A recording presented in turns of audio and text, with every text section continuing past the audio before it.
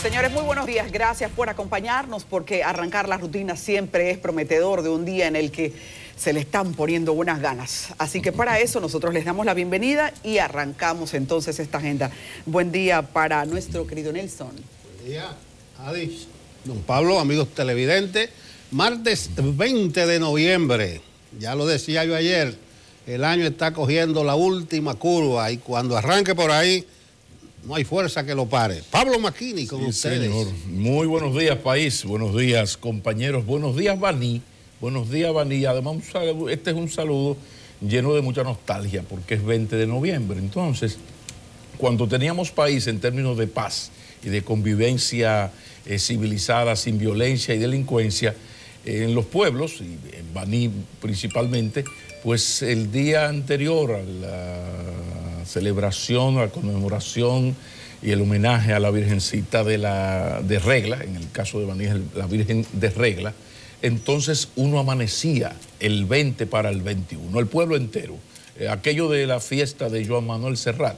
Entonces se daba eso, y entonces era un homenaje muy grande, y el 21 de noviembre, día de la patrona del pueblo, pues había fiesta y la canción de Joan Manuel Serrat. Muy bien, entonces, con mucha nostalgia, es 20 de noviembre, esta noche no se me ocurre a mí ni a ningún banilejo a amanecer detrás de la banda de música haciéndole homenaje a la patrona por el asunto de la violencia, pero sí mañana será 21 y entonces volveremos a rendir homenaje a la patrona del pueblo de Baní. Pero aquí estamos.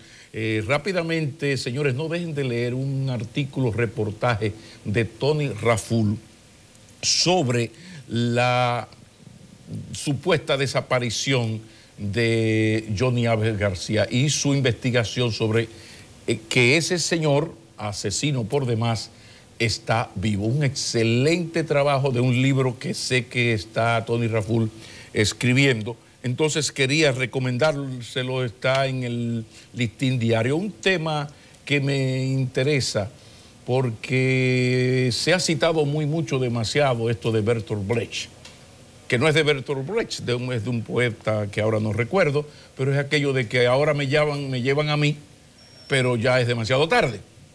Entonces, ustedes saben que se está poniendo de moda esto de que un grupo de personas, sobre todo ha comenzado en Nueva York, cuando van políticos que no son de su agrado, ellos van, se ponen al frente y comienzan a insultarlos.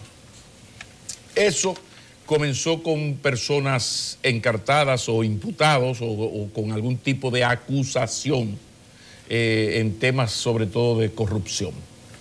Y ha ido de menos a más. Comenzó así, ya luego llevó hasta personas que no estaban acusadas de nada. Pero bueno, ahí viene el asunto de que aquí cada quien tiene un corrupto, supuesto o real, preferido. Pero ¿qué me ha llamado especialmente la atención? Lo que ocurrió ahora con Carlos Amarante Barret. Carlos Amarante Barret es precandidato presidencial del PLD y estaba, ustedes saben que el PLD es muy fuerte y es importante. New York es la segunda ciudad de la República Dominicana. Estaba, bueno, en sus asuntos políticos y fue, pues, enfrentado por un grupo de varias personas. En un momento se habla de decenas, no sé cuántas decenas son, pero el asunto está en que entre el lema fundamental en contra de Carlos Amarante Barret es que es ladrón. Entonces ellos se ponen al frente y le dicen ladrón a Carlos Amarante Barret. Pero cuando va el periodista y le pregunta, bueno, ¿qué está pasando? Dice, bueno, no, esto es un piquete porque Carlos Amarante Barret dio unas declaraciones sobre el consulado dominicano en Nueva York que no son correctas. Entonces, ¿hacia dónde vamos a llegar? Y esto yo lo conecto con lo que siempre comento de qué va a ocurrir el día que las bandas terroristas que funcionan a lo interno de la UAS y se ponen en la José Contreras a lanzarle piedras a los señores que van con sus familias en sus autos, le partan la cabeza a una niña y el padre tenga una Glock de 17 tiros. Entonces, ¿qué va a pasar? Entonces la justicia en contra de ese ciudadano sí va a reaccionar. Entonces, en este caso, yo no había comentado los casos anteriores, pero me llamó la atención porque en este caso no tiene que ver nada. Los argumentos de los mismos señores, cuando son entrevistados, los argumentos de estos señores no tienen que ver nada con el insulto. Estoy hablando de quienes yo estoy hablando, los tengo por aquí. Junior Reynoso, Neri Sánchez, Quesada, Mangual, Tavera, Holguín, De Soto. Son 6, 7 personas que coinciden en señalar que los argumentos del señor Amarante Barret no coinciden con la realidad de la actual gestión consular. Es decir, que ellos, PLDistas, son muy cercanos, sumamente cercanos al consulado dominicano, y entonces, bueno, no están de acuerdo con tal o cual crítica. ¿Y qué tiene que ver una crítica, unas declaraciones de un ciudadano que se llama Carlos Amarante Barret con insultarlo? Pero entonces viene la pregunta, ¿cuál es el límite? Eso es bueno saberlo. Y yo le pido, desde hace 5.000 años sabemos, gracias a Confucio, que nada es tan útil como ponerse en la situación del otro. No juzgues a un hombre si antes no te has puesto en su lugar.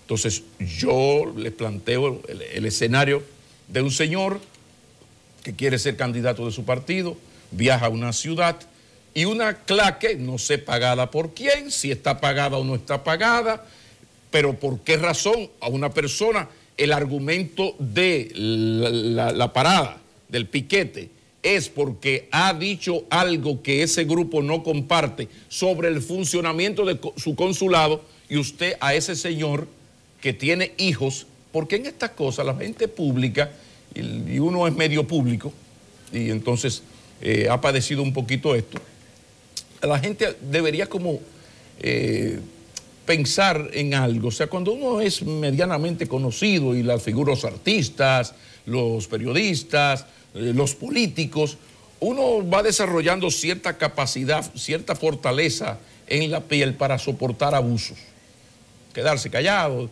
Ahora, el problema está en que esto implica ya a la familia.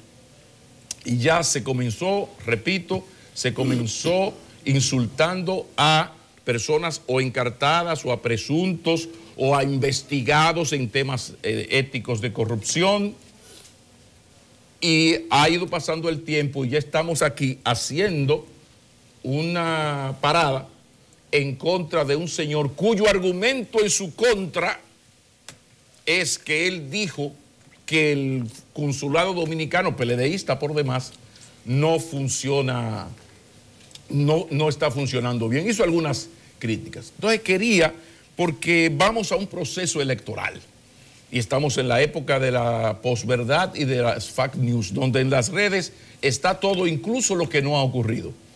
Entonces es para que nos vayamos preparando para lo que se nos va a echar encima a los dominicanos cuando llegue y se vaya acercando el proceso electoral de febrero o de mayo del 2020. Porque la verdad es lo menos importante. Aquí usted dice lo que usted quiera, sí, pero ¿en base a cuál evidencia usted está diciendo eso? No. E incluso es el argumento para provocar algo que uno lamenta mucho, y es la torpeza de los opositores políticos, que son incapaces de sentarse y decir y analizar qué nos ha pasado, porque el PLD gana elecciones. Entonces, bueno, sí, es que es un sistema clientelar y asistencialista. Sí, claro. ¿Que hay corrupción? Claro que sí. ¿Que ha aumentado? Sí. Muy bien. Ahora, ¿por qué el electorado dominicano siempre prefiere a estos señores y a mí no?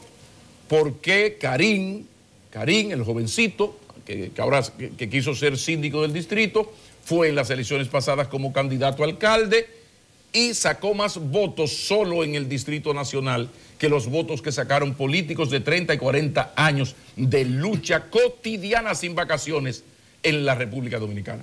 Entonces, en vez de tú decir, bueno, es que la gente está loca, yo no sé qué es lo que está... No. Vamos a sentarnos y decir, bueno, ¿qué yo estoy haciendo mal? No, pero lo que pasa es que hay corrupción, claro que sí, Y no, entonces el uso de los recursos del Estado. No, es a partir de esos elementos que usted no maneja, que usted no decide. Eso usted no lo decide. Yo me voy a enfrentar a un gobierno que tiene una gran maquinaria electoral, que es el PLD. Un gobierno con muchos ricos, porque ha gobernado 20 años. Y en este país las fortunas, la mayoría de las grandes fortunas, son como aquel cigarrillo de León Jiménez, el cigarrillo Premier, que dice sabor a pueblo en Premier. Es decir, que aquí casi todo está vinculado de alguna manera a el Estado Dominicano, a hacer negocios con el Estado Dominicano, no siempre muy transparentes y muy honestos. Entonces, lo quiero dejar de ese tamaño, pero sí quería exponer el problema porque esto va de menos a más. Entonces, lo que usted no es capaz de lograr mínimamente en las urnas, usted quiere lograrlo insultando a la gente. Pero claro, usted me insulta, y el día que yo reacciono, porque soy un ser humano y tengo familia, entonces usted va a decir que yo soy un arrogante y un abusador. Y ya hay historias. Si hubiese tiempo, yo se la hiciera, pero no tengo más tiempo en mi comentario. Pero sí lo dejo de ese tamaño porque lo que le viene encima a la República Dominicana con esto de los fake news, de las noticias falsas, de la posverdad y de insultar por insultar sin argumentos, sin evidencias, va a ser muy grave. Y donde las dan, las toman. Y aquí familia tenemos todos o casi todos. Ojalá que cada quien piense seriamente en eso. Déjeme decir en abono a su comentario, señor Maquini, que esa claque de insolente, y creo que hasta de vagos, porque ellos mañana, tarde y noche hacen la misma escena. La semana anterior fue a Lucía Medina, la diputada Lucía Medina, que estuvo por Nueva York y le estuvieron vociferando improperios a una dama. Y más anteriormente, señores, a Negro Vera, a Ramón Antonio Veras, que estuvo en Nueva York en la puesta en circulación de un libro de Leonel, esa claque, lo menos que le voció fue sinvergüenza, Negro Vera, sinvergüenza, porque estaba en un acto de Leonel que había un par de historiadores presentando un libro y había más o menos un debate. Entonces se conecta con esa claque de insolente un par de periodistas, yo conozco muy bien, yo tengo décadas metido en la redacción de los periódicos que amplifican eso, personas muy conocidas, pero ya ni siquiera los digitales de los medios reconocidos están haciendo eco. Ayer de lo de Amarante Baré vi un solo digital que yo recomendaría que puedan pasar un filtrico a ese tipo de cosas, porque lo que se busca precisamente es detractar, es denigrar. Entonces, esos no son recursos del debate. Y a veces, algunos partidos de oposición ven con simpatía eso y hasta le brindan su apoyo y le refuerzan, dependiendo el calibre del visitante, el número de participantes. Entonces, es una cosa denigrante, asquerosa, diría yo, una palabra muy fuerte para esta hora del desayuno, pero es deplorable. Tanto lo que hace esa claque de insolente como los periodistas, principalmente dos, que conozco muy bien, que forman parte del entramado. ¡Oh! Un piquete contra Carlos Amarante Baré, contra Lucía Medina. Vocearon sin vergüenza a Negro Vera. Hay que tener el pecho muy apretado, pero eso da el calibre, la calidad, la altura moral de esos vociferantes. Entonces quería sumarme. Sí. Pero Nelson, por eso, perdóname, yo dije lo de ir de menos a más. O sea, comenzamos por personas encartadas. Y yo le voy a decir una cosa, usted suma a todo el que estaba ahí con sus abuelos y su santo padre, lo mete en una coctelera y el que sale de ahí no es más honesto que Negro Veras. O sea, Negro Veras es una palabra...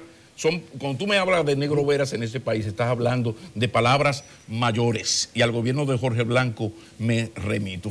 Yo lo dije y se me pasó lo de don Negro Veras, y gracias por tú recordarlo. Es de menos a más. Y mira rápidamente, miren aquí, en la redacción de una de las notas. Allí, hablando de la reunión de Amarante Baré, allí asistieron decenas de PLDistas, empleados del gobierno, activos y en nómina, así como esposas de dirigentes y algunos mocanos, de donde precede el candidato. Eso no llega a aprendiz de periodista. O sea, porque... Entonces, quería poner ese ejemplo de cómo van las cosas de menos a más. Pero gracias por recordar el nombre de una persona de toda mi admiración y mi respeto. No porque a Esteban Alejo le ha dado su santa gana, sino porque la gente en la vida cosecha lo que siembra de su comportamiento. Sí, pero gracias. Hay un par de periodistas que no son aprendices, tienen décadas. Y reitero, forman parte de ese entramado que como recurso político es muy deplorable. Yo creo que los partidos como el PRM, en este caso, como Alianza País, que tiene una basecita de apoyo en Nueva York, debieran apartarse, incluso condenar ese tipo de recursos. Pero ni modo, ahí está hecha no solo la denuncia, sino el rechazo firme del señor Maquina. En un par de minutos quiero darle los titulares de lo siguiente. Ustedes recuerdan que en septiembre había un movimiento que estaba tomando vuelo. Modificación de la ley de hidrocarburos y rebaja de los precios de los carburantes. Entonces, hoy usted no oye hablar de eso. Eso ha desaparecido por arte de magia, aunque hay algunos grupos que insisten en la lucha de la calle, en la lucha social por la rebaja de los combustibles, pero a golpe de rebaja ya todos los tipos de combustible en las últimas 5 semanas han tenido sustanciales rebajas. El 1 de septiembre de este año, para coger una fecha cuando comenzó esta lucha social, el precio del barril de petróleo, siempre aclaramos que es el West Texas, que es el que usamos, estaba a 69.91. Y el viernes pasado el precio estaba a 57.43. O sea, una rebaja de $12.48 en esos 2 meses y medio. Estuve revisando ayer lunes cómo estaba el precio y siguió bajando. Bajó a 56.26. O sea, $13.79 menos que el 1 de septiembre. ¿Qué ha traído eso como consecuencia? Varias cosas. Una, que la gasolina premium haya bajado en ese lapso 18.80, que la regular del 1 de septiembre a la fecha 20.10 y que GLP haya bajado 16 pesos el galón.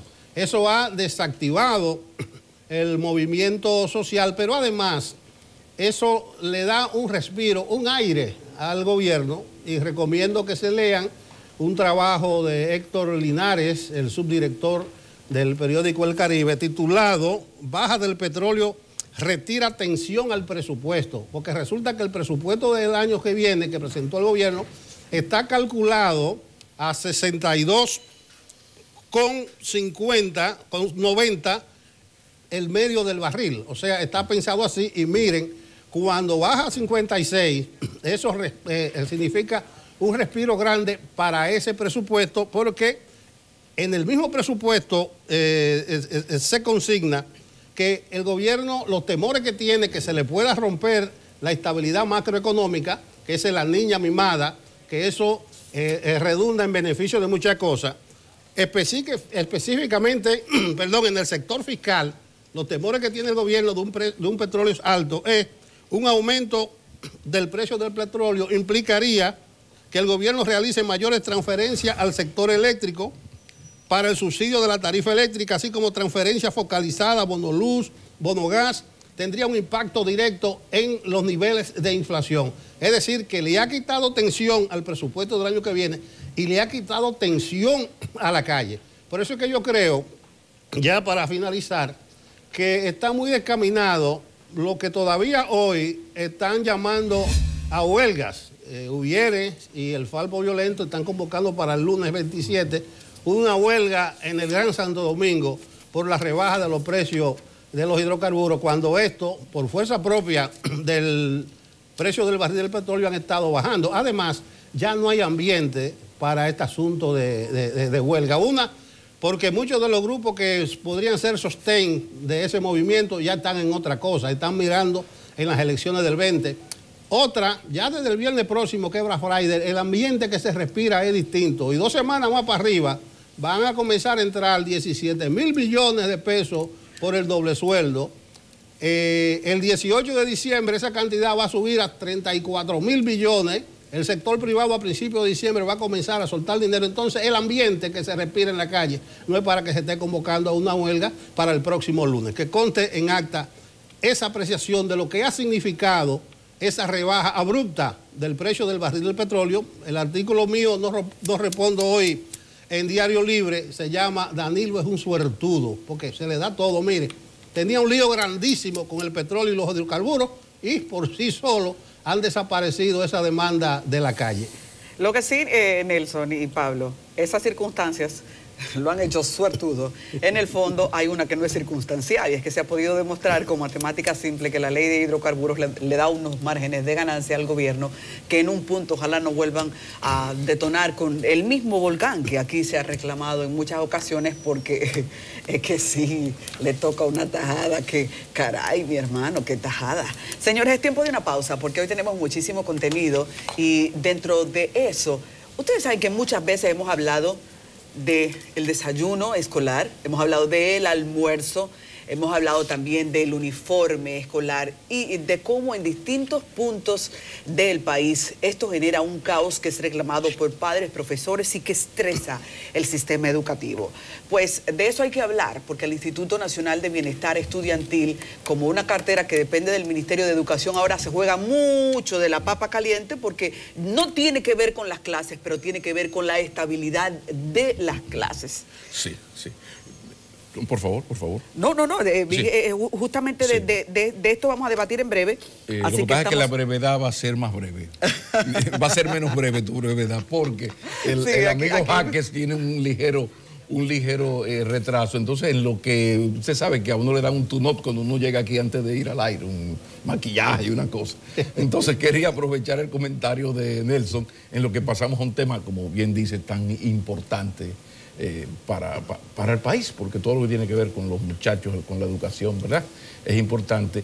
En esto del petróleo, señores, seguimos con lo de suertudo de Nelson Rodríguez al presidente Medina, en lo que tiene que ver con los precios del petróleo y algo que está ocurriendo en la sociedad norteamericana, y es que los norteamericanos están buscando la manera, el gobierno de Trump, de no enemistarse con el príncipe heredero saudí Mohammed bin Salman.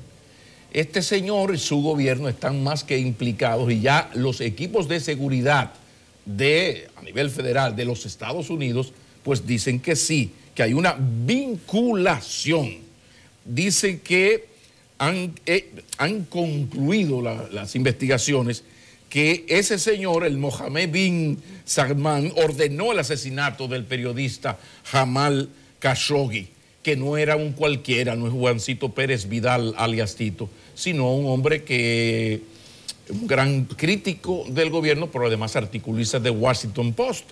No es en que hay que prestar mucha atención a lo que está ocurriendo con el príncipe heredero, el saudí Mohammed bin Salman, por el asesinato del periodista Jamal Khashoggi.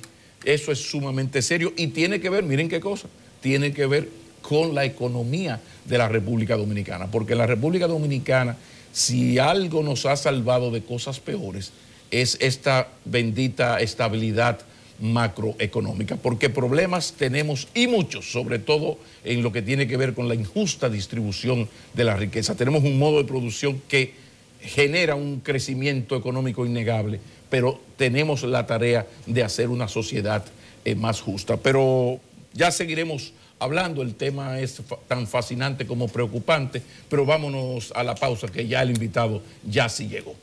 Regresamos ahora.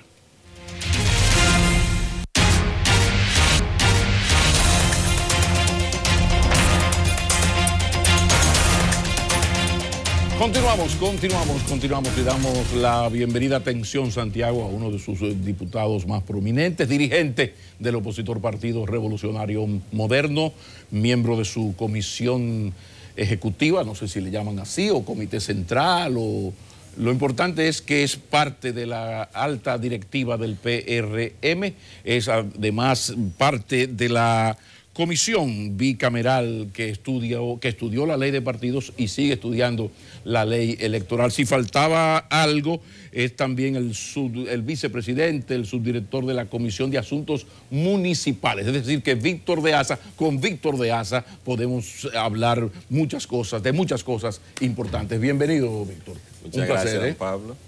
Aquí estamos. ¿Cómo está Santiago? Comencemos por lo importante. ¿Cómo está la hidalga de Santiago? Santiago, independientemente de que ha habido épocas de mayor esplendor, de mayor empuje, por la mentalidad de los santiagueros, siempre decimos estamos bien. Aunque haya inseguridad, como sabe todo el país, aunque haya falta de inversión, aunque haya caos en el tránsito, etcétera, estamos bien. El tema de la seguridad. No estamos tan bien por el tema de que las águilas han decaído un poco, pero también entendemos que nos recuperamos. Si entramos a ese tema, se olvidó la entrevista. Nos vamos a meter en pleito. Tenemos que arreglar esto. No, pero me llama la atención el tema de la inseguridad ciudadana, porque hace 7, 8 años hubo una gran crisis de inseguridad ciudadana en Santiago. ¿Ha habido alguna mejoría? ¿Ha ocurrido algo? ¿Qué ha pasado con el tema de la seguridad? Que yo sé que es nacional, pero en el caso de Santiago, que era como una tacita de porcelana, Santiago siempre fue Santiago. Y eso como que se ha perdido un poco en cuanto a la seguridad. Háblame un poco de esto. Bueno, el tema es que tanto la seguridad real como la seguridad perceptiva va en aumento cada día. Los dominicanos en ningún lugar que nos encontremos nos sentimos seguros totalmente. Y a esa situación no escapa Santiago y cada día ocurren hechos de violencia, de atracos.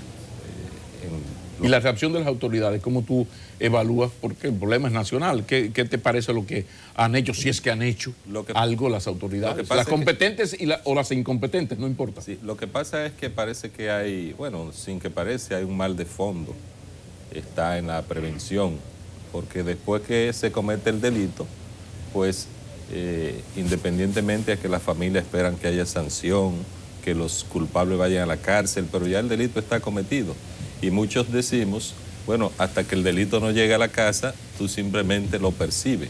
Tan pronto llega a la puerta de tu casa, ya tú eres parte de las víctimas de la violencia y cada día se generaliza más la violencia, la delincuencia en sentido general y además como que las estadísticas no operan tanto porque, bueno, habría que conocer de fondo, pero yo he estado cerca de algunas personas con las que comparto algún nivel de preocupación y las estadísticas generalmente son de los homicidios. Y si eso anda en aumento, imagínate los robos y los secuestros express. ¿Lo de la violencia contra la mujer no ha mejorado? No, como no ha mejorado en el país.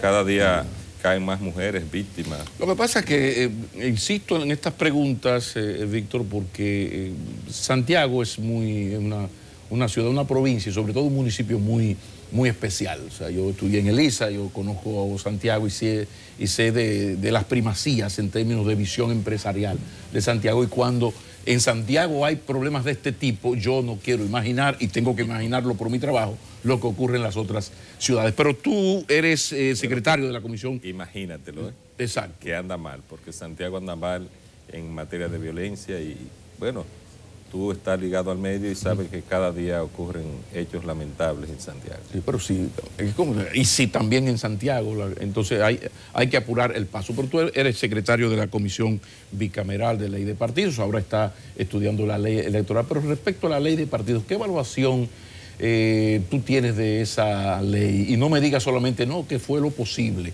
No, hagamos una evaluación más despacito de esa ley, porque yo personalmente te la tiro duro ahí de una vez.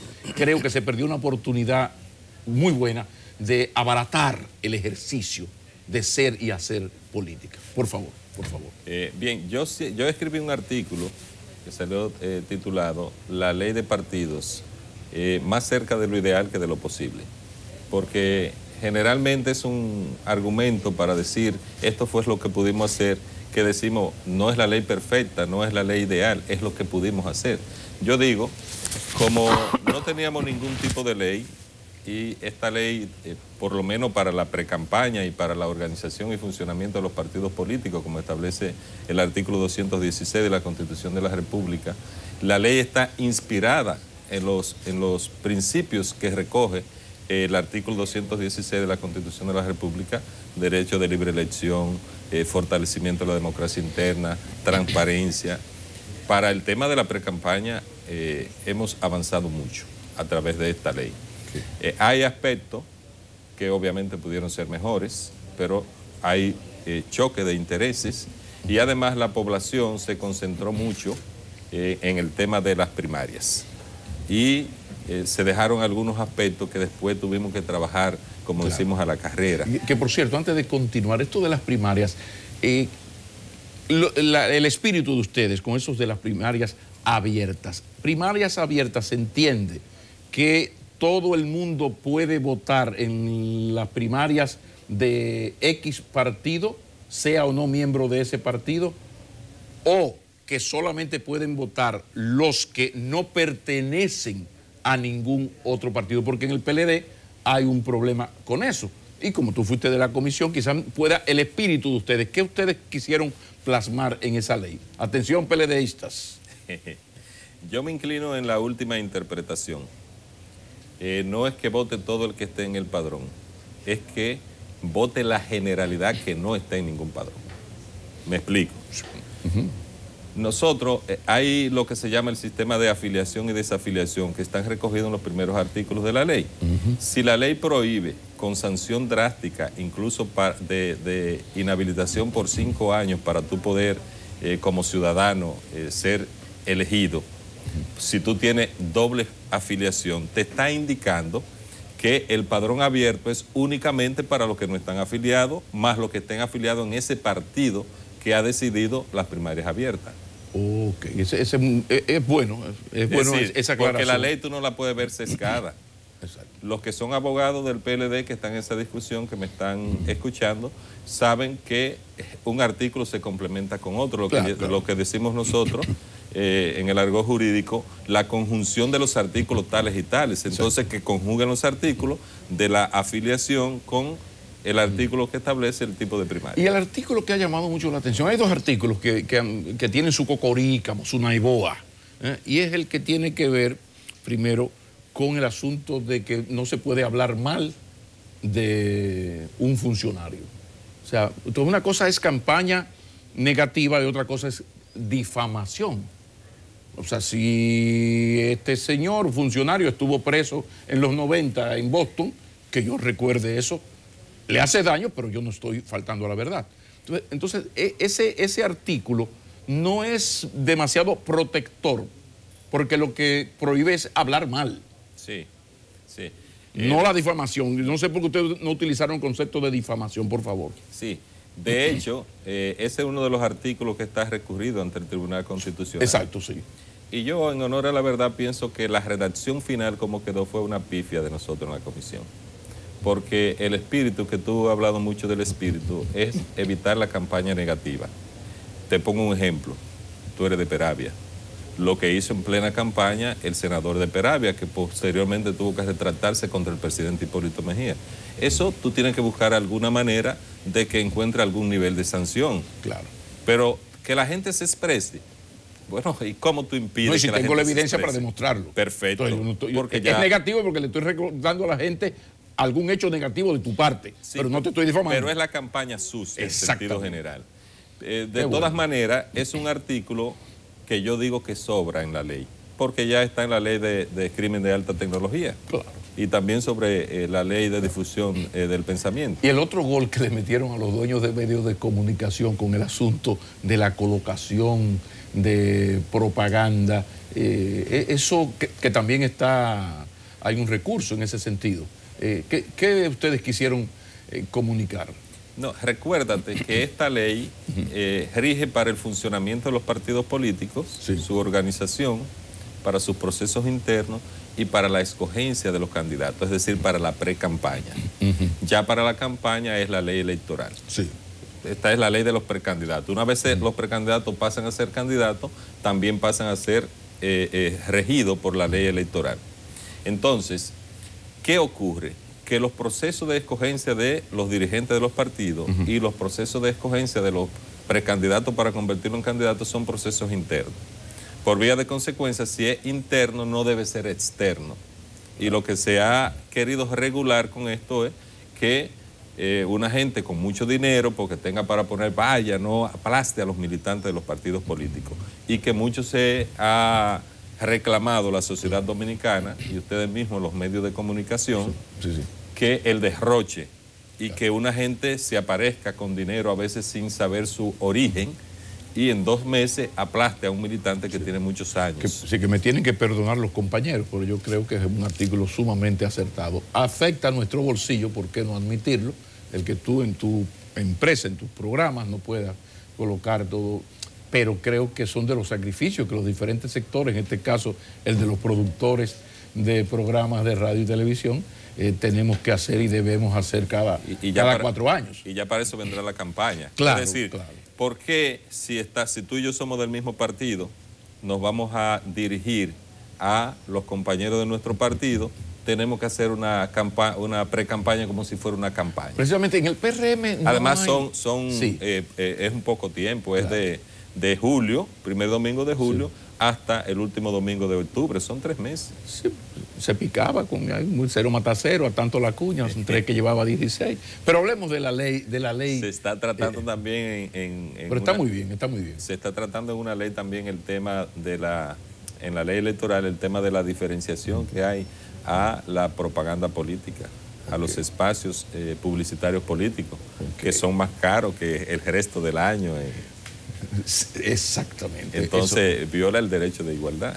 Exacto. Se está viendo esa parte. Pero ya vendrá la discusión porque también está... Ya estamos en esa discusión. Exacto, pero yo me refiero en las altas cortes, ¿no? En alguna manera habrá de llegar. ¿Y cómo se hace el PRM? Tú que eres de los dirigentes. Porque con perdón, se habla mucho, la campaña costosa, pero ustedes mismos contribuyen a que sea más costosa porque nos pone los espacios publicitarios más caros que a todo el mundo. No te creas, pues en mi caso yo salgo perdiendo porque entonces los amigos no te la pagan, entonces eso es terrible, ¿no?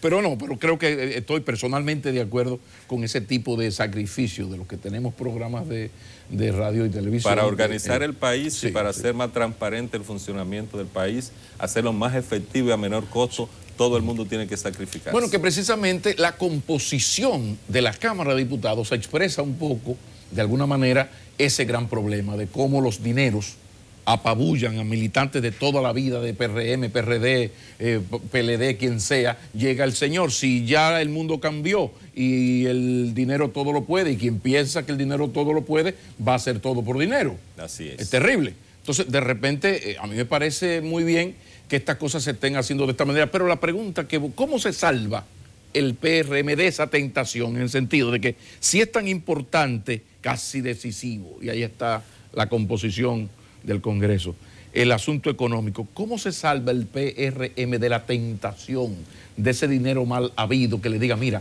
los PLDistas tienen todos los cuartos del mundo y 3 cheles, pues tienen 16 años gobernando, 18. ¿De qué manera el PRM? Eso se habla a lo interno. Señores, necesitamos el dinero, pero vamos a ver si las malas compañías, porque hay historias tristes en la partidocracia nacional. Por favor, por favor. Mira, uno de los factores que hizo posible que el PRM tomara la decisión de apoyar la ley, sin importar con quién coincidiéramos en el Congreso, quien tuviera voto, por eso se nos criticó en un momento determinado.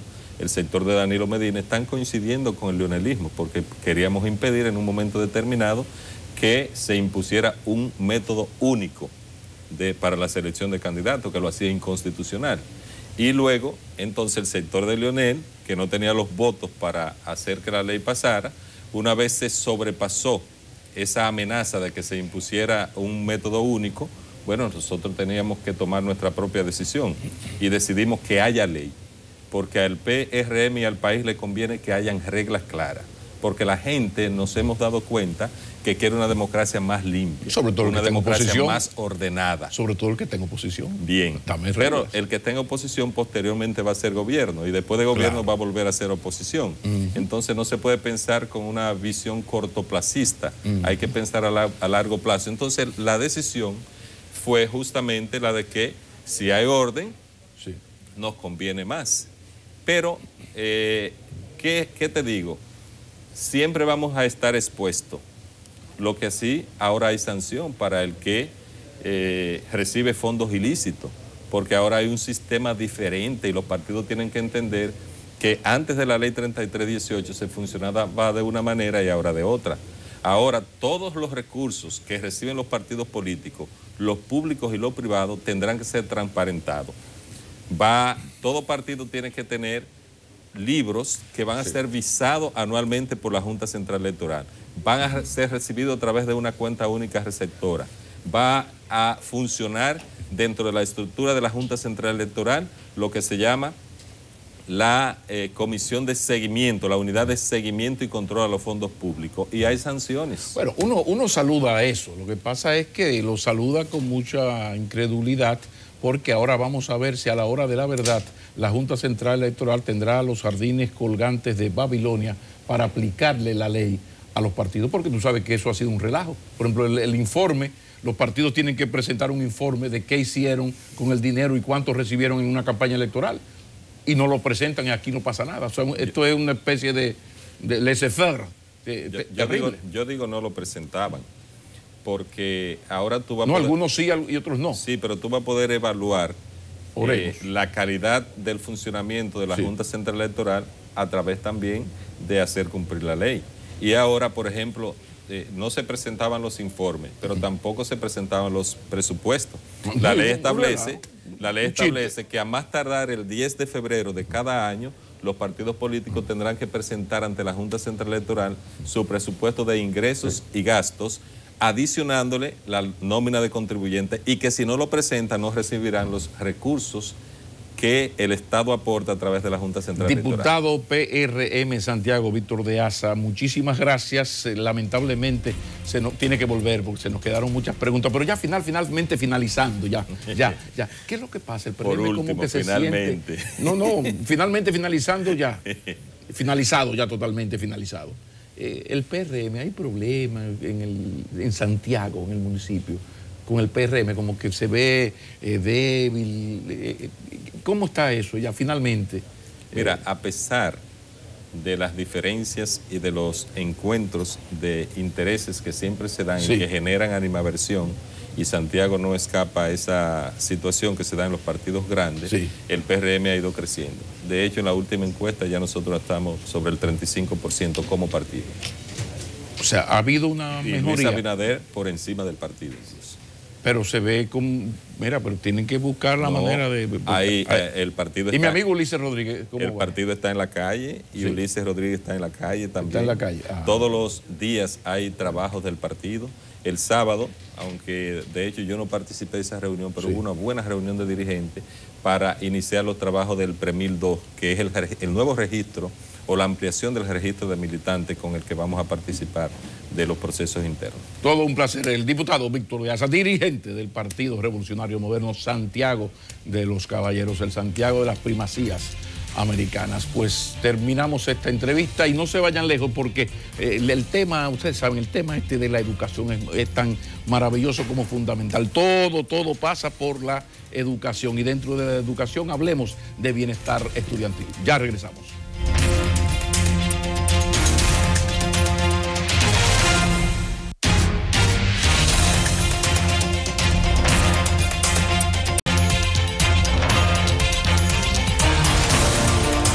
Con nosotros René Jaques, es el director del Instituto Nacional de Bienestar Estudiantil, INABIE, o INABIE, como dicen algunos. Es una función clave, fundamental, porque tiene que ver con la jornada escolar entendida, y el desayuno y el almuerzo y la merienda, con los útiles para los estudiantes, con los uniformes para los estudiantes. Son muchas cosas, don René. Buenos días. Buenos días. Un placer estar con ustedes y los televidentes. Así es. Bueno, en el Sí, no, dile tú. sentí un espacio ahí, quería introducirme. Sabes que al hacer la pirámide del Ministerio de Educación, tenemos que los dos renglones en los que más se invierte es construcción y es INAVIE. O sea, usted es ahora mismo un actor clave, protagonístico de ese 4% que la gente ve todos los días se está invirtiendo. Así es. ¿Esa proporción este año ha sido más o menos que la construcción? Este año es más. El presupuesto del INAVI en este año fue de 22.000 millones, es de 22.000 millones de pesos. Y la construcción estuvo en 17.000 millones. Que dicho sea paso, una gran aspiración del señor presidente completar el déficit de aulas que tenía la República Dominicana, de manera que podamos entonces seguir ampliando el programa de alimentación escolar, porque este programa tiene un impacto impresionante en la familia, en el estudiante, en las comunidades donde se da este programa de alimentación escolar. Entonces ya quisiera terminar de suplir el déficit de aula que tiene la República Dominicana y dedicar más recursos todavía a la alimentación, porque ya se sabe que la alimentación es un factor fundamental para que el niño se desarrolle, pueda aprender mejor los conocimientos y, bueno, el pueblo dice mal comido no piensa, pero desde mucho tiempo antes ya Cicerón lo había dicho, vientre vacío no escucha. Es así.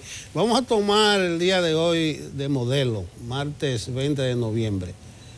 ¿Cuántos estudiantes desayunaron y qué desayunaron? Y si el desayuno es uniforme para todos los sitios.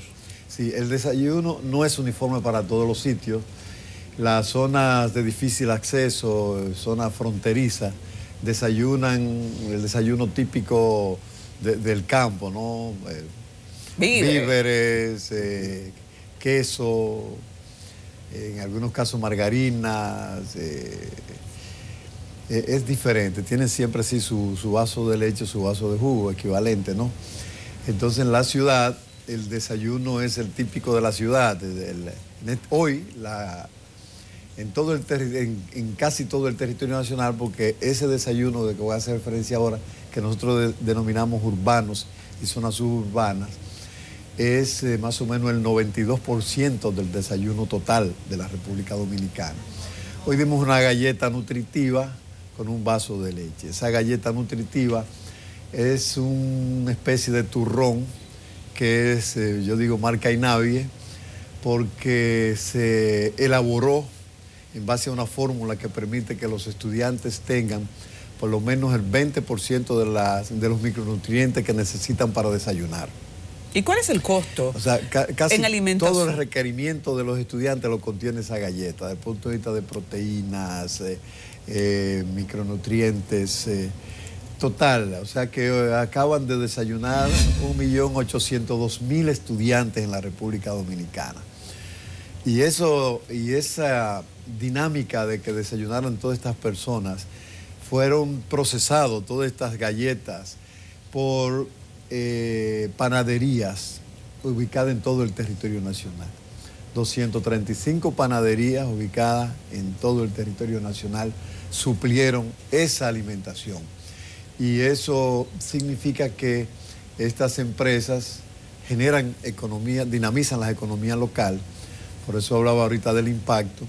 Y ya tenemos estudios que han puesto de manifiesto que el 88% de esas empresas el año pasado se habían constituido después del surgimiento del programa de alimentación escolar. ¿Cuál es el costo, Jaques, que hace la tanda extendida en alimentación por cada niño? En alimentación ronda los... sabe que varía mucho, pero si nosotros tenemos un presupuesto de 19.000 millones...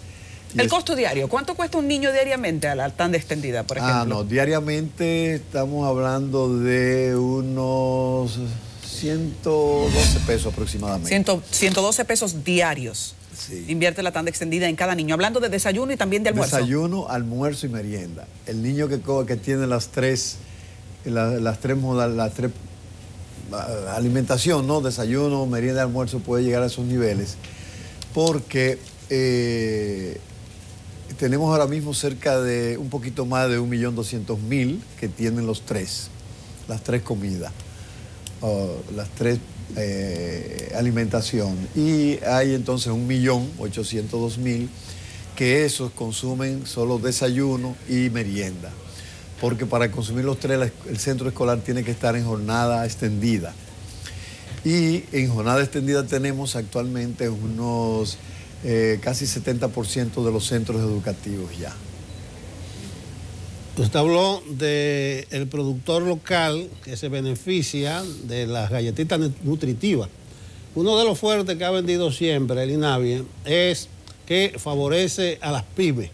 O sea que la mayoría de los ingredientes, de los componentes de la jornada escolar extendida provienen de las pymes. Entonces eso incluye también la utilería, y los uniformes. Sí. Usted podría cuantificar, por ejemplo, cuántas empresas son las que fabrican camisetas, mochilas, medias, los zapatos. O sea, cuántas pymes se benefician y si puede dividirla por sectores. Sí. Fíjate, el matemática. 98.6% de nuestros suplidores son pymes. MIPYMES inclusive, porque hay micro también. Y en el área de alimentación, por ejemplo, para el almuerzo escolar, tenemos 1.168 empresas. Esas 1.168 empresas que están en estos momentos preparando el almuerzo de los estudiantes, personal de apoyo y profesores de jornada extendida, igual que las panaderías, están diseminadas en todo el territorio nacional. Cada provincia, cada municipio produce, cose los alimentos que se comen sus estudiantes. Y tienen, el año pasado, según nuestros estudios, hicimos una encuesta a suplidores. Ellos habían, en ese momento, proyectados, estaban generando unos 13.800 empleos directos. En estos momentos que tenemos un 20% aproximado adicional de empresas, estamos hablando de que debe haber unos 16.000 empleos en estos momentos generados por el programa de almuerzo escolar. Les decía 1.168 empresas. En el área del pan tenemos 235 empresas que igual tienen un promedio de 12 a 13 empleados por empresa.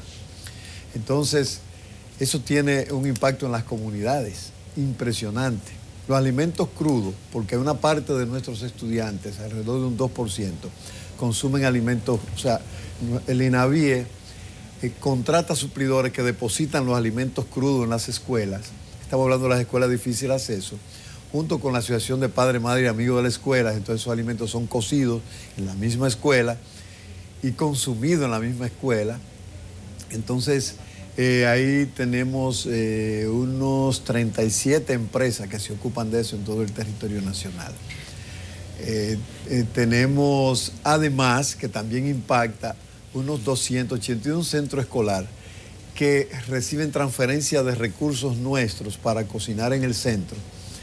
Eso no puede cuantificarse el empleo directo porque quien administra la alimentación son los mismos centros escolares, pero sí dinamiza la economía porque adquieren los productos que consumen en esas comunidades. Excusa que le interrumpa, ¿hay algún régimen de sanción?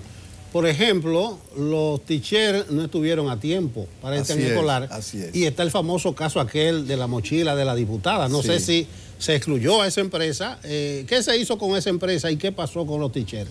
Sí, pero te voy a concluir la pregunta pasada, porque también en el área textil es impresionante lo que ha pasado.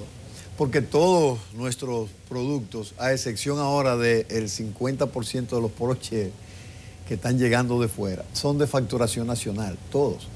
El país tenía 5 empresas que hacían mochilas, 5 empresas nada más en toda la República Dominicana. Ahora hay 64 empresas que hacen mochilas. Y así mismo pasa con zapatos. En zapatos prácticamente 3 empresas hacían zapatos escolares. Ahora hay 35 empresas que hacen zapatos escolares. Entonces todo esto es suficiente para darnos cuenta del impacto que tiene este programa, que por supuesto la esencia, lo fundamental es proveer a los estudiantes de la alimentación porque es consustancial al aprendizaje. Y con respecto a la pregunta a lo que usted formulaba con respecto a los polochés, ¿no? Sí, poloché y la mochila de la diputada. Tuvimos dificultades y, bueno, ya ustedes lo conocen, creo que ustedes lo comentaron alguna vez. Nosotros quisimos comprar el 100% de esos polochés en el territorio nacional. Hicimos una licitación nacional, pero la práctica nos demostró que una cosa era el deseo nuestro, otra cosa es la realidad. Independientemente de que habíamos hecho estudios que nos ponían de manifiesto que no había la capacidad instalada, pero las asociaciones de procesadores de textiles y de uniformes sí creían que tenían esa capacidad. Entonces ya la práctica demostró que no y tuvimos que importar partes que son los que están llegando ahora. Por eso nos hemos retrasado. Porque la licitación para importación tuvo que hacerse a último minuto. Y no lamentablemente, pero los mismos productores nacionales fueron los que participaron en la licitación internacional. Entonces, con respecto a estas mochilas, tuve la oportunidad en algunos programas y ahora la tengo aquí, me siento muy bien, de decir que yo lamenté mucho por doña Yomaira porque absolutamente nunca ella ha hecho una solicitud de apoyo al INAVIE para útiles escolares. Nunca. El INAVIE tiene 6 años. Yo he estado al frente de esa institución durante esos 6 años y nunca he recibido una comunicación solicitando. Y por demás, es algo que puede ocurrir. Porque nosotros les pagamos entre 30 a 60 días y el suplidor va quien le compra de contado, vende de contado y nos relega a nosotros. Que es una debilidad. ¿Pero hubo sanción para el suplidor? No, porque el suplidor realmente a nosotros no nos engañó. ¿Cómo que no? ¿Y quién fue que le pegó? No, porque mira lo que pasa con eso. Vamos a ver. Mira, te voy a poner otro ejemplo. Te voy a poner un ejemplo que nos pasó.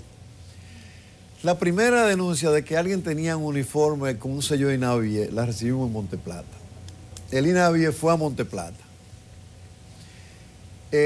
Conforme establece la ley, hay un artículo de la ley de propiedad privada que nos permite incautar. Ese señor de Monteplata tenía 800 uniformes, de los cuales una parte mínima tenían el sello del INAVIE y el resto tenían el sello de otra empresa.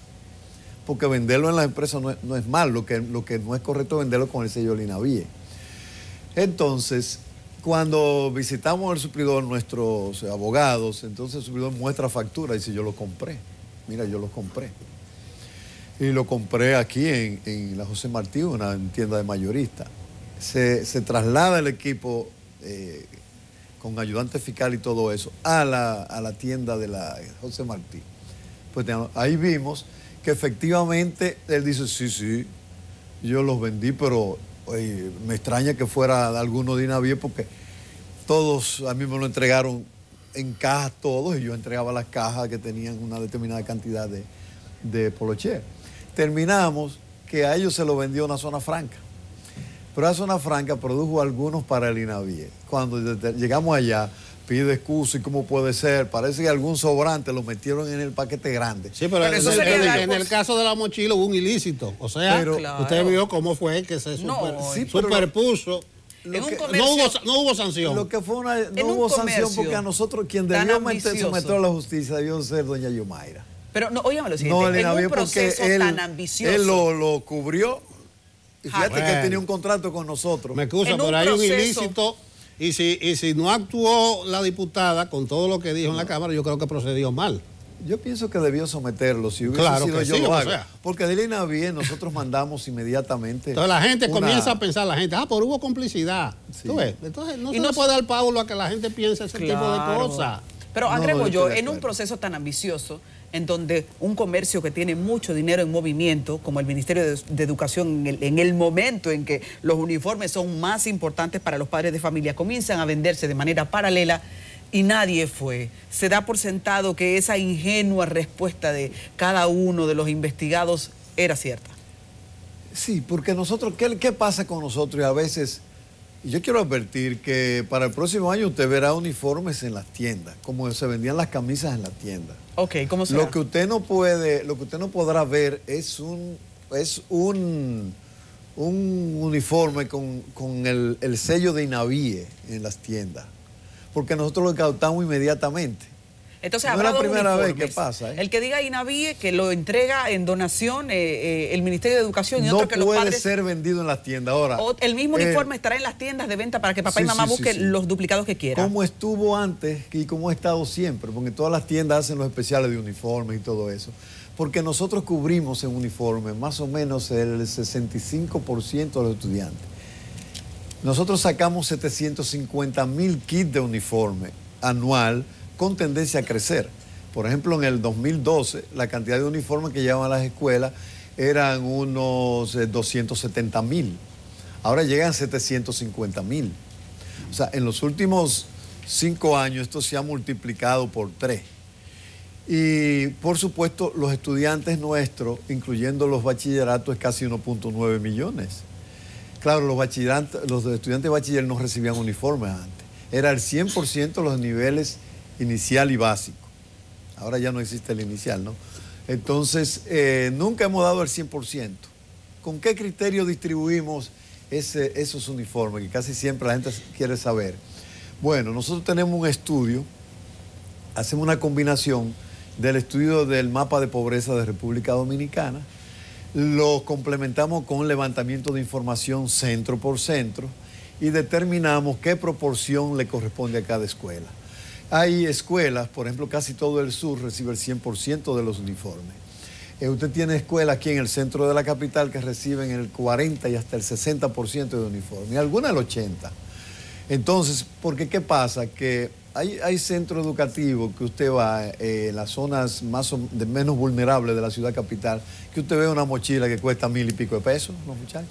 O usted ve unos zapatos, unos tenis carísimos de marca, que no va en desmedro lo que nosotros les damos. Porque nos damos una mochila de fabricación nacional de excelente calidad que le dure el año entero y más. René Jaques, otra cosa. La deuda con los suplidores es un tema como recurrente y siempre se da la misma explicación, que a veces son los suplidores que no tramitan debidamente su solicitud, a veces son algunos retrasos burocráticos del INAVIE con las instituciones correspondientes. ¿Por qué, si han pasado tantos años, todavía se denuncia el mismo tipo de problemas? Sí, y fíjate que hay más de una razón. Más de una razón. Por ejemplo, nosotros tenemos, el gobierno ha estado haciéndose virtual a una velocidad pasmosa, pero nosotros tenemos, entre todos, alrededor de 1.600 suplidores que son MIPYME. Y adaptarse a la nueva tecnología es un dolor de cabeza. Para no ir de más lejos, actualmente usted tiene panaderos sirviendo pan desde 2016 que no han podido firmar el contrato, porque al momento de participar en la licitación estaba al día en el pago de los impuestos y al momento de firmarlo ya no están al día. Increíble. Porque eso se paga mensual. Oiga, cualquiera de esos 26 panaderos puede venir a que decir a mí no me han pagado. Entonces, ¿cuál es la actitud que yo he asumido? Que yo voy al medio donde él va al otro día, personalmente voy y digo, mira, no le hemos pagado por esto, y le muestro todas sus deudas. Pero también la burocracia, como le decía, 2 minutos, no sé cuántas cosas puedo decir, porque eso es muy importante, porque es recurrente casi para esta época del año. Entonces, ahora nosotros tenemos que hicimos una licitación exitosísima por 12,000 millones de pesos para almuerzo escolar. Ahora, ustedes que tienen empresas, o micro, mediano, pequeña, hay que certificar 1.168 contratos. El pago es a través de la Tesorería Nacional.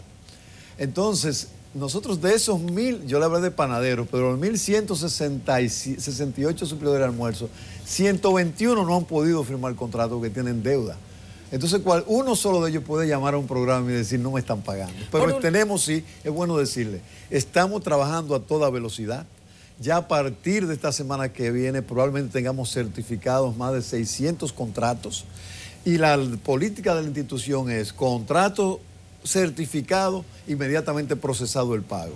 O sea que ya saldría el libramiento del INAVIE para Contraloría y Tesorería. Nos liquidaría a muchos padres si no les preguntamos antes de terminar, ¿cuál es el protocolo cuando se reporta irregularidad en algún desayuno o almuerzo escolar en un centro? Sí, es un protocolo internacional que nosotros hemos asumido. En todos los países donde el programa de alimentación escolar es como el nuestro, que está siendo modelo de muchos países, existe un protocolo de atención frente a los problemas derivados de ingesta de alimentos. Lo primero que nosotros hacemos es los niños. El niño lo primero que tiene que ir es a un centro médico, inmediatamente. Lo segundo que establece el protocolo, la comida queda inmediatamente suspendida. Pero tenemos un sistema de gestión de la calidad que de cada comida el suplidor debe guardar refrigerado un plato. Igual en la escuela. ¿Y por qué los dos? Porque si en la escuela hay dificultad, entonces tenemos el del suplidor, dificultad con la energía eléctrica. Porque el tercer paso es inmediatamente determinar qué pudo haber provocado. Ese mismo protocolo dice que cuando 2 o más niños presentan los mismos síntomas post la ingesta de los alimentos, puede entenderse que es producto del alimento, aunque no sea. En las últimas 2 veces que ha salido en los medios alimentos, no ha sido alimento, ha sido fumigación. René Jaques, vamos a agradecerte tu presencia en Enfoque Matinal, muy orientadora. Muchas gracias por la oportunidad. Esperamos tenerte de nuevo por aquí. Cómo no, siempre me sentiría agradecido. Son de las conversaciones que dejan cosas pendientes, sí, siempre, porque la verdad que hay mucho en juego. Señores, agradecer la presencia, repetimos, de René Jaques y la de ustedes, continuando Enfoque Matinal.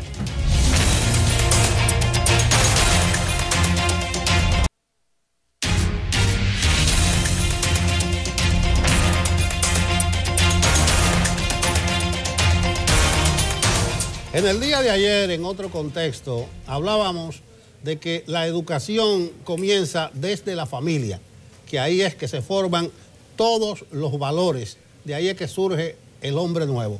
Y es muy bueno que tengamos aquí una continuación desde otro ángulo de ese tema. Laura Barrera viene a hablarnos sobre un taller que apunta principalmente a orientar en ese tipo de educación en el hogar, de educación en la familia. Buenos días, Laura. Buenos días y muchas gracias por tenernos aquí.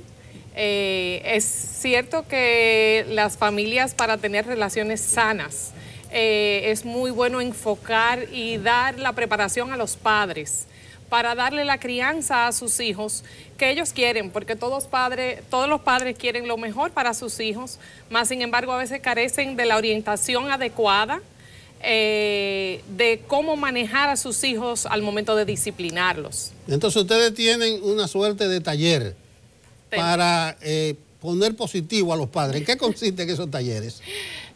Los talleres van a ser uno aquí en Santo Domingo el día 27 y uno en la Plaza Mesaluna, en la librería Oasis, y la otra en Santiago, en el Centro León.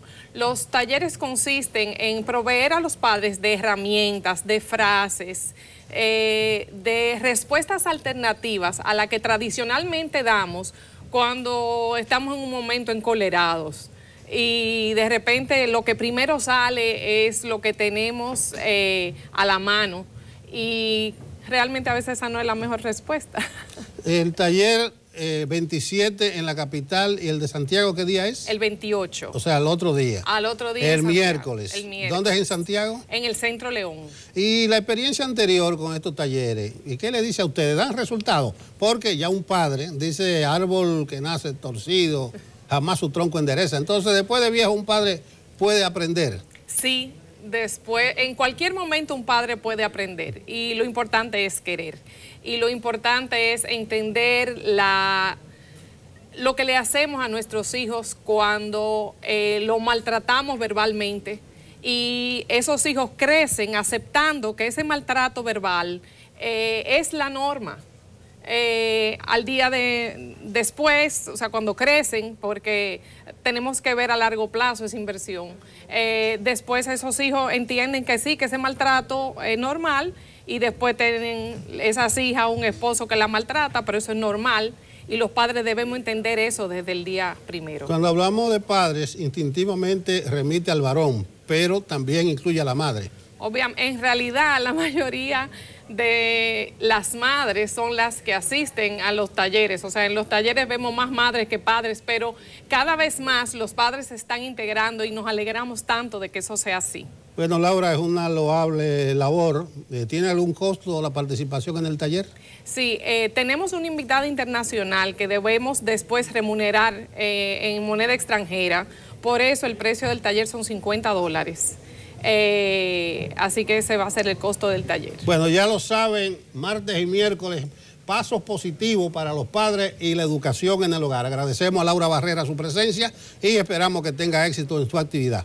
Muchísimas gracias. Nosotros continuamos con Enfoque Matinal.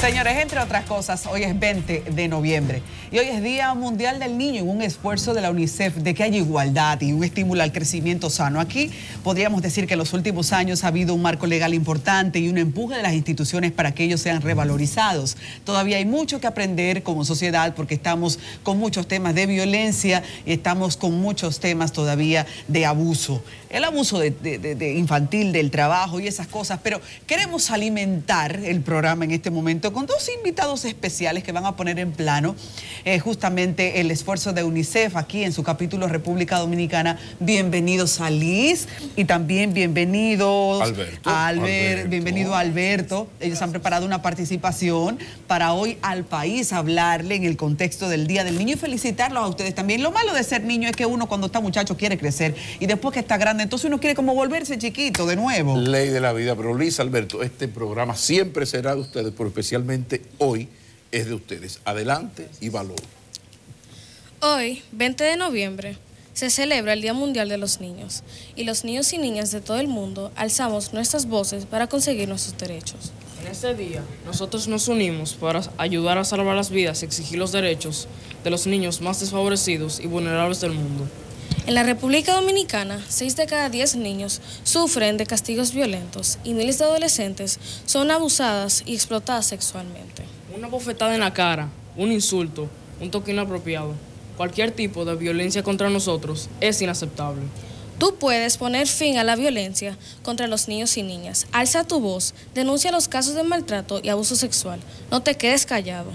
Hoy le pedimos a todos los niños y niñas de la República Dominicana que juntos levantemos nuestras voces para exigir un mejor futuro.